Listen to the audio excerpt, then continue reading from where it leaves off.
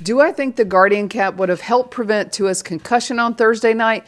What is the Guardian cap and what is the data? Let's get into it. It's a soft shell attachment that goes over the helmet and weighs less than 7 ounces. The cap itself was actually invented in 2010 and introduced into NFL training camps in 2022. In 2023, the league actually required it in training camps in certain positions that had the most head contact, including running backs, linebackers, and linemen. The NFL reported that due to this mandated use, they saw a 50% reduction in concussions in those positions. Therefore, in 2024, they mandated the use of Guardian caps for all positions, with the exclusion of quarterbacks and specialists. This was just in training camp, and they now are allowing the use in regular season games. 6 players used them during the preseason game, including 5 from the Indianapolis Colts. So what's the data?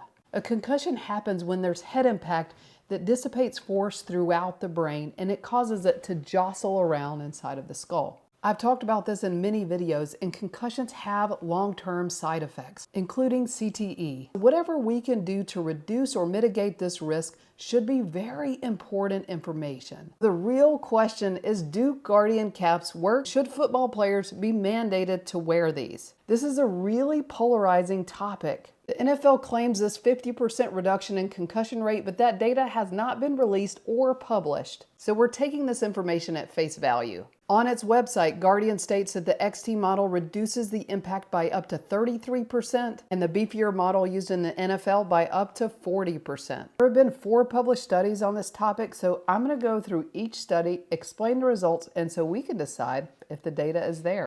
There have been 2 bench tests and 2 clinical tests regarding use of the Guardian cap and its abilities to protect against concussion. This is the 2017 study that showed no significant difference in drop impact testing with the Guardian cap. This 2021 laboratory study compared the Guardian cap to the ProTech cap and showed that the Guardian cap reduced the impact forces by 10% compared to the ProTech of 5%. Does that translate to real life, and does it reduce the amount of concussions? There have been 2 published papers on real life impact of if the Guardian cap helps prevent concussions, and in this 2023 study on 14 players, it did not show a statistic difference in the amount of concussions. This study, published this year, implemented the use of Guardian cap and used instrumented mouth guards to help gather head impact data and calculate whether or not the reduction of forces is significant, and it showed no difference. So we have claims by the NFL showing a reduction in concussions, but none of this data has actually been released or published. We have 0 studies that show a reduction in the amount of concussions during the game. Therefore, what we know is that we don't know if it actually does reduce the amount of concussion. Do I think that the Guardian cap would have necessarily prevented Tua's concussion on Thursday?